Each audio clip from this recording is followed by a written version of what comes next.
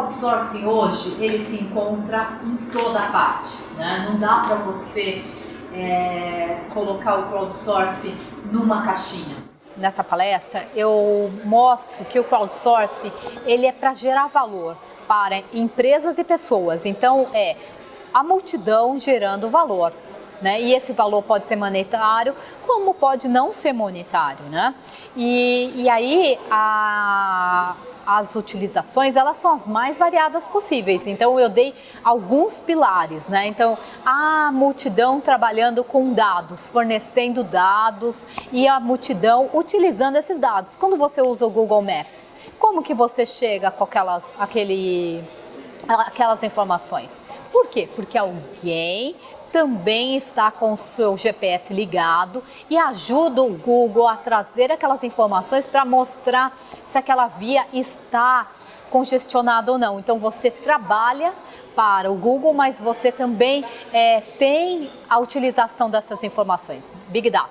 Aí depois você tem ativos, quer dizer, quando você tem empresas que fazem parte da economia colaborativa, onde a multidão faz parte do core business dessas empresas, todos os ativos, eles não são das empresas, né? Não tem hotel, não tem quarto, não tem carro, é tudo da multidão, né? Aí você também tem dinheiro. Quando você tem o crowdfunding, que é o financiamento através da multidão, você tem a multidão com pequenos ou valores maiores, mas ela que está financiando algo, tanto no equity crowdfunding quanto no crowdfunding.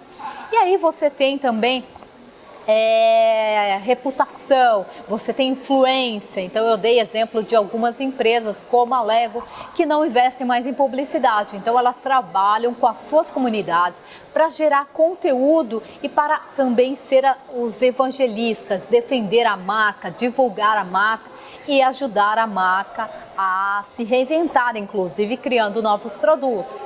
Aí você tem a multidão fazendo micro trabalhos ou macro trabalhos. Quando o que é macro trabalho? Você coloca um desafio onde você quer resolver o problema da humanidade de câncer. Todo mundo pensando, apresenta a sua proposta como o Innocentive, que é uma plataforma que trabalha com grandes problemas, e pessoas do mundo inteiro vão lá e dão as suas soluções. Mas ao mesmo tempo você tem o micro trabalho, quer dizer, como que você acha os bugs do Google? Simples, tem lá uma área onde as pessoas encontram o bug e elas falam para o Google, olha, tem um bug aqui. Ou então as pessoas são contratadas nessas plataformas para fazer micro trabalho, encontrar bugs em softwares, né? Então você tem a multidão gerando valor para diversas. Uma dessas é o desafio. Então o crowdsourcing, o poder dele, ele é muito mais extenso.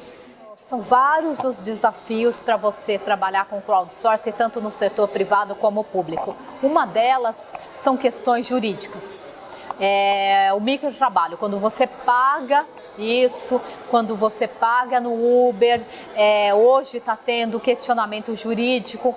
Quem trabalha no Uber é funcionário do Uber, quem aluga apartamento no Airbnb é funcionário do Airbnb. Então essas questões, elas não são um desafio para o Brasil, elas são um desafio no mundo, né? Então aí tem questões assim, se vaza informação, se faz alguma coisa errada, a responsabilidade é de quem? Então as plataformas, elas cada vez mais se cercam desses termos, né? Então você tem uma área jurídica que precisa ser muito, muito demandada para você fazer um projeto de crowdsourcing hoje em dia, né?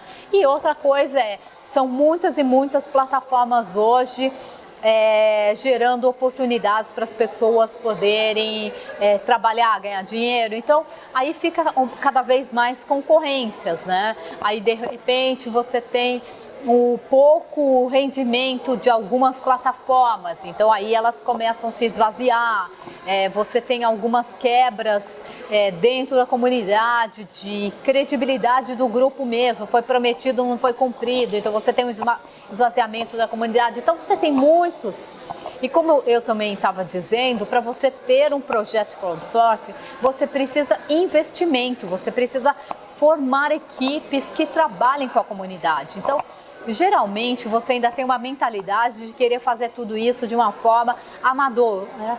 E gratuita. Não consegue fazer assim, para formar uma comunidade robusta e por tempo mais extenso.